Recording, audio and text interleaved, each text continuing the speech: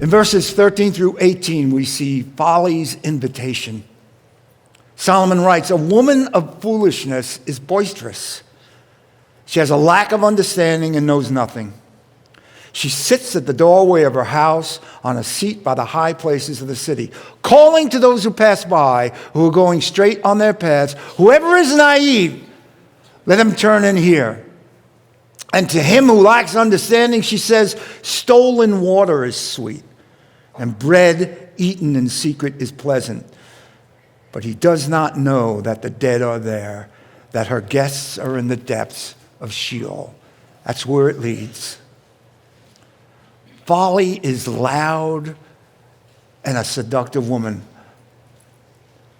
Folly is portrayed as ignorant yet loud, seeking to deceive, right? Ever notice that some of the most clueless people in the world have the most to say?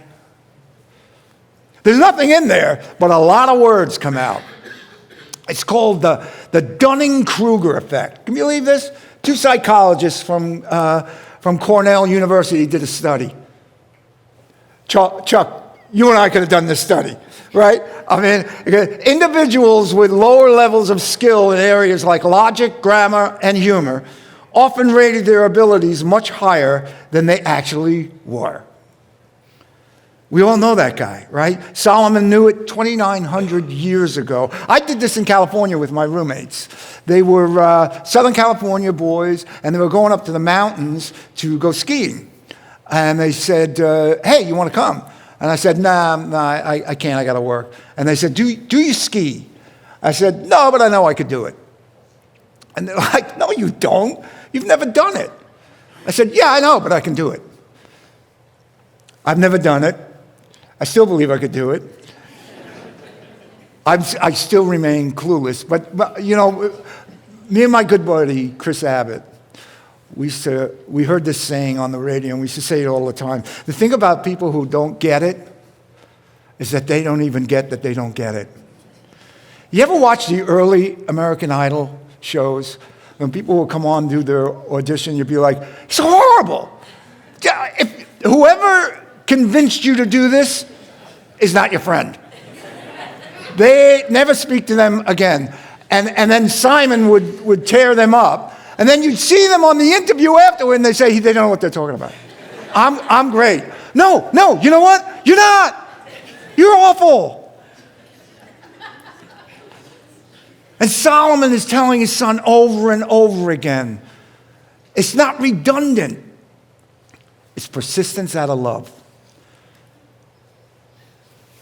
Who has teenagers here? Teenagers. You have to tell them 100 times, right? You have to. My wife feels like she's living with a teenager. Oh, it's not me. It's the cat. He doesn't listen.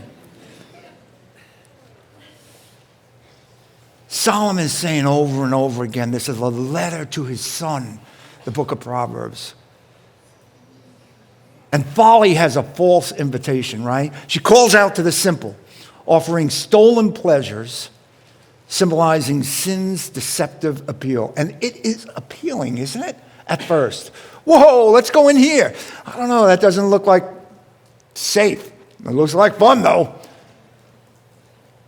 Bruce Waltke, in his commentary on the Proverbs, he says, "Wisdom works hard to make a wonderful meal and offer impressive hospitality. But folly sits at the door and makes a call to those who pass by in either place." Folly is complacent. She sits and waits. You'll come. I don't have to work hard. You'll come. Wisdom requires diligence. You can't drift to being wise. You must row. You can drift to folly. You must actively pursue wisdom. You don't have to be diligent to find the folly, right? I didn't in my neighborhood. I knew where they were. And I went right there. Carmen Avenue. That's where they are. I didn't need to be diligent. They were waiting for me. Hey, come on, Terence, man, you're one of us now. But it is the path to death. It just is.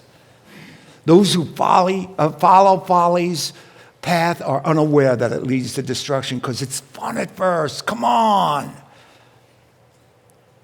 God may be slow to act, but God ain't sleeping. And I love what Francis Chan says. I quote it all the time. God ain't bluffing.